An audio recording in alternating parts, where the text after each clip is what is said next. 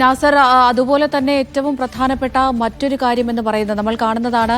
Israel ഉൾപ്പെടെ ഈ ബന്ദിമോചനവുമായി ബന്ധപ്പെട്ട് വലിയ പ്രതിഷേധം ബന്ധുക്കളുടെ ഭാഗത്ത് നിന്ന് പല ദിവസങ്ങളിൽ നമ്മൾ കണ്ടതാണ്, പലതവണ നമ്മൾ കണ്ടതാണ്. അതിനിടെ 47 ബന്ദികൾക്ക് വിട പറഞ്ഞുള്ളൊരു പോസ്റ്റർ കൂടി ഇപ്പോൾ ഹമാസ് പുറത്തുവിട്ടിട്ടുണ്ടല്ലോ. തീർച്ചയായിട്ടും ഈ പോസ്റ്റർ പുറത്തു വന്നതോടുകൂടിയാണ് പ്രക്ഷോഭം കൂടുതൽ ആളിക്കത്തുന്ന ഒരു സാഹചര്യം ഇസ്രായേൽ നഗരങ്ങളിൽ രൂപപ്പെട്ടിട്ടുണ്ട്. നെതന്യാഹുവിനെ എതിരായിട്ടുള്ള അതിശക്തമായിട്ടുള്ള ഒരു പ്രക്ഷോഭ പരിപാടികളിലേക്ക് തന്നെയാണ് ബന്ധുക്കളുടെ ബന്ധുക്കളും അതോടൊപ്പം തന്നെ പ്രതിപക്ഷ നേതാവ് യായർ ലാപ്പിഡ് ഉൾപ്പെടെയുള്ളവർ അതിശക്തമായിട്ടുള്ള പ്രതികരണം ഇതുമായി ബന്ധപ്പെട്ട് പുറത്തുവിട്ടിട്ടുണ്ട്. കാരണം ഇസ്രായേൽ ഈ നഗരത്തിന്റെ ഗസ സിറ്റിയുടെ പല ഭാഗങ്ങളിലായിട്ടാണ് ഈ ബന്ദികളെ പാർപ്പിച്ചിരിക്കുന്നത്. ആക്രമണം എല്ലാ ഭാഗങ്ങളിലേക്കും വ്യാപിപ്പിച്ചുകൊണ്ടുള്ള ഒരു നടപടി പ്രത്യക്ഷത്തിൽ തന്നെ ഈ ബന്ദികളുടെ കൊലക്ക് കാരണമാകുമെന്ന കാര്യം ഉറപ്പാണ്. ഇക്കാര്യം നേരത്തെ തന്നെ സൈനിക നേതൃത്വം നെതന്യാഹുവിനെ അറിയിച്ചതാണ്.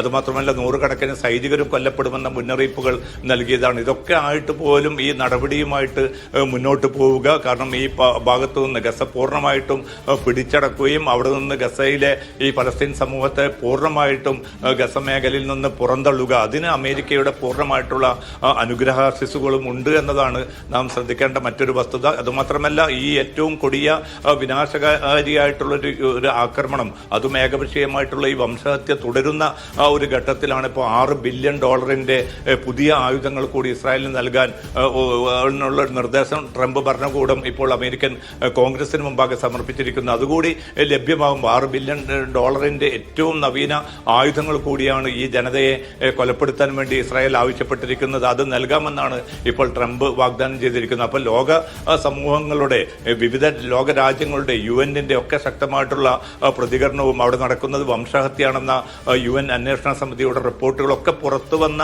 ഘട്ടത്തിൽ പോലും ഏതെങ്കിലും അർത്ഥത്തിലുള്ള ഒരു പുനരാലോചനക്കോ ഒരു മാനുഷിക പരിഗണനക്കോ പോലും തയ്യാറാകാത്ത വിധത്തിൽ കേവലം ഇസ്രായേലിന്റെ മാത്രം താല്പര്യങ്ങൾ സംരക്ഷിക്കുന്ന ഒരു ഭരണകൂടമായിട്ട് ട്രംപ് വീണ്ടും മാറുന്നതിന്റെ ഏറ്റവും നിർലജ്ജമായിട്ടുള്ള തെളിവുകൾ കൂടിയാണ് ഈ പുതിയ റിപ്പോർട്ടിലൂടെയും പുറത്തു വന്നിരിക്കുന്നത്.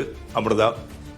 നാസർ, മറ്റൊരു കാര്യം, ഈ നമ്മൾ നേരത്തെയൊക്കെ സൂചിപ്പിച്ചതുപോലെ വെടിനിർത്തൽ ചർച്ചകൾ ഖത്തറിന്റെ ഭാഗത്ത് നിന്ന് അതിതീവ്രമായി തന്നെ നടക്കുന്നുണ്ടായിരുന്നു. അപ്പോഴും അമേരിക്കയുമായി ബന്ധപ്പെട്ട് അവർ ഏത് രീതിയിലായിരിക്കും, അല്ലെങ്കിൽ അവരെങ്ങനെയാണ് ഇസ്രായേലുമായി മുന്നോട്ട് പോകാൻ ഉദ്ദേശിക്കുന്നത് എന്നൊക്കെ ചോദിക്കുമ്പോഴും ഈ യുദ്ധം നിർത്താനുള്ള ശ്രമങ്ങൾ നടക്കുന്നുണ്ടെന്ന് തന്നെയായിരുന്നു അമേരിക്ക അറിയിച്ചിട്ടുണ്ടായിരുന്നു. ഇപ്പോൾ അറിയുന്നത് ഏകദേശം $6 ബില്യൺ ആയുധങ്ങൾ ഇസ്രായേലിന് കൈമാറാൻ ട്രംപ് ഭരണകൂടം തയ്യാറാകുന്നു എന്നാണല്ലോ.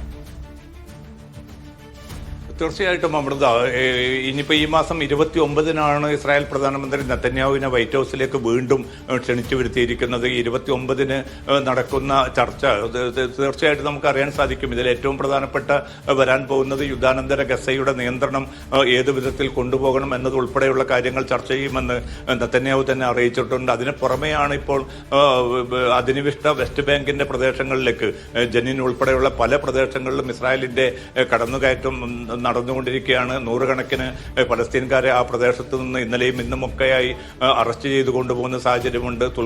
തുൽഖറാം ഉൾപ്പെടെയുള്ള പല പ്രദേശങ്ങളിലും അരക്ഷിതാവസ്ഥ തുടർന്നുകൊണ്ടിരിക്കുകയാണ്. ആ B1 എന്ന ഒരു അനധികൃത കുടിയേറ്റ പദ്ധതി അത് കൂടി നടപ്പാക്കുക എന്നൊരു ലക്ഷ്യത്തോടു കൂടിയാണ് ഇസ്രായേലിലെ തീവ്ര വലതുപക്ഷ മന്ത്രിമാരായിട്ടുള്ള സ്മോട്രിക്കും അതോടൊപ്പം തന്നെ ബെൻഗബറും ഒക്കെ നീങ്ങുന്നത്. അതിന് ഏതാണ്ട് കയ്യൊപ്പ് ചാർത്തുന്ന ഒരു സമീപനമാണ് നെതന്യാഹു സ്വീകരിച്ചിരിക്കുന്നത്. അപ്പോൾ ഈ കാര്യങ്ങളിൽ കൂടി ഒരു വ്യക്തത വരുത്താനും അങ്ങനെ പൂർണ്ണമായിട്ടും ഈ വെസ്റ്റ് ബാങ്കിനെ കൂടി ഇസ്രായേലിന്റെ ഭാഗമാക്കി മാറ്റണമെന്ന നെതന്യാഹുവിന്റെ ആ അജണ്ടയോടും അമേരിക്ക ഏറെക്കുറെ അനുകൂലമായിട്ട് തന്നെ ആയിരിക്കും പ്രതികരിക്കുക. അങ്ങനെ വരികയാണെങ്കിൽ അറബ് മുസ്ലിം രാജ്യങ്ങളും യൂറോപ്യൻ രാജ്യങ്ങളൊക്കെ ഇപ്പം ഉന്നയിച്ചുകൊണ്ടിരിക്കുന്ന അവരുടെ ശക്തമായിട്ടുള്ള ഈ പ്രതിഷേധത്തിന് പോലും ഒരു പുല്ലുവില കൽപ്പിക്കാതെയുള്ള സമീപനമായിരിക്കും അമേരിക്കൻ നേതൃത്വത്തിന്റെ ഭാഗത്തു നിന്ന് തുടരുന്നത്. അതുകൊണ്ട് അമേരിക്ക നൽകുന്ന ഈ ഒരു പൂർണ്ണമായിട്ടുള്ള ഒരു പിന്തുണ, അതിന്റെ ബലത്തിൽ തന്നെയാണ് ഇസ്രായേൽ ഈ കടുത്ത നരമേധം തുടർന്നുകൊണ്ടേയിരിക്കുന്നതും. അമൃത. ശരി, MC നാസറാണ് വിശദമായ വിവരങ്ങൾ പങ്കുവച്ചത്.